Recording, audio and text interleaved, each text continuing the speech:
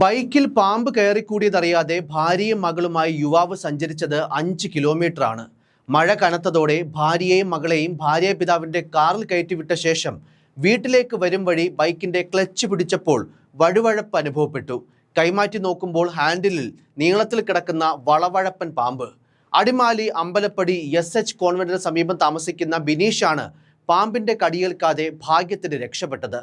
ചിലയിടങ്ങളിൽ മോതിരവളയൻ എന്നും അറിയപ്പെടുന്ന ഇത് വിഷപ്പാമ്പാണെന്ന് വിദഗ്ധർ പറയുന്നു. തിങ്കളാഴ്ച രാത്രി 8ഓടെയാണ് ഭാര്യ ഹർഷ, 3 വയസ്സുകാരി മകൾ പാർവണ എന്നിവരുമായി യുവാവ് അടിമാലി ടൗണിലേക്ക് പോയത്. തിരികെ പോകാൻ ഒരുങ്ങുമ്പോൾ ശക്തമായ മഴ പെയ്തു. തുടർന്ന് ഭാര്യയെയും മകളെയും ഭാര്യാപിതാവിന്റെ കാറിൽ വീട്ടിലേക്ക് വിട്ടു. പിന്നീട് വീട്ടിലേക്ക് വരുമ്പോഴാണ് ബൈക്കിൽ കയറിയ പാമ്പിനെ കണ്ട് ബിനീഷ് ഞെട്ടിയത്. ഉടൻ ബൈക്കിൽ നിന്ന് ചാടി ഇറങ്ങി. ഇതോടെ സമീപവാസികളും എത്തി. ഇതിനിടെ പാമ്പിഴഞ്ഞ് സമീപത്തെ പുരയിടത്തിലേക്ക് മറഞ്ഞു.